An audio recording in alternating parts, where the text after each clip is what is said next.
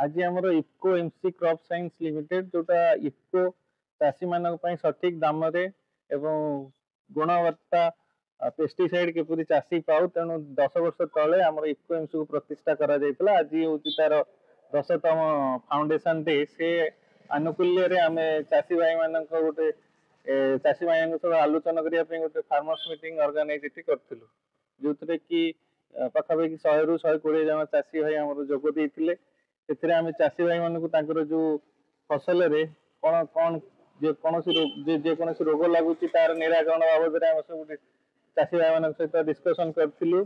चाषी भाई मैंने जाना नुआ नुआ रोग तार केमी भल भाव कम खर्च में निराकरण हो पार ता विषय भी आम चाषी भाई मान बुझाइलु।